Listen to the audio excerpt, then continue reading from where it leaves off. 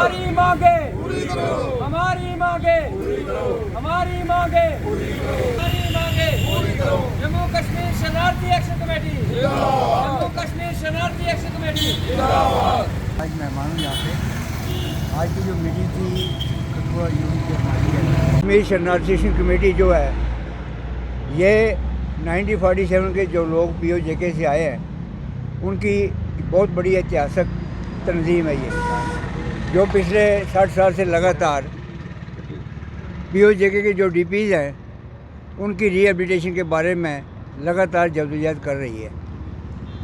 आज डिस्ट्रिक्ट कठुआ जो है शरणार्थी कमेटी जो यूनिट है, यहाँ की डिस्ट्रिक्ट यूनिट है, जिसके अध्यक्ष हैं श्री भूषण शर्मा जी, इनकी रहनुमाई में आज एक मीटिंग हमारी हुई है, जिसमें 3-4 जो है हमने फैसले लिए हैं।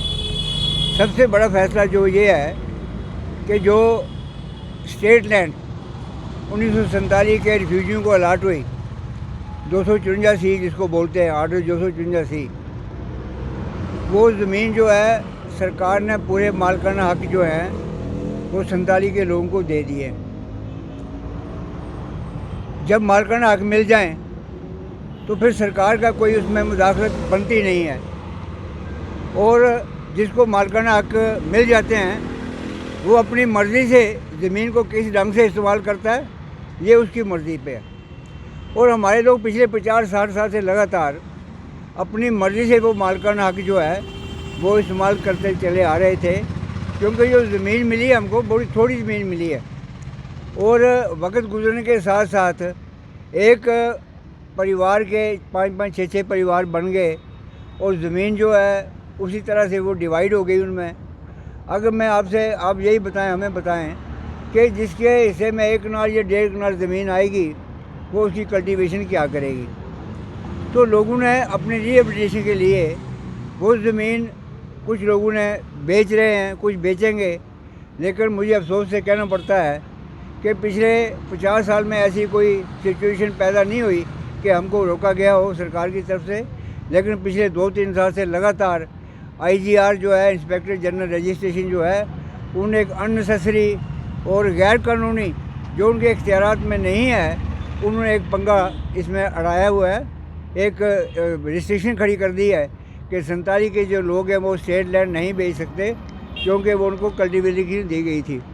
तो मैंने उनसे जब मसला ये उठाया IGR से, तो मैंने कहा आप ऐसा करो कि आप रेवेन्यू डिपार्टमेंट को भेजो, केस भेजो, क्योंकि मालिक तो रेवेन्यू डिपार्टमेंट है, वो फैसला देंगे इस आर्डर के बारे में।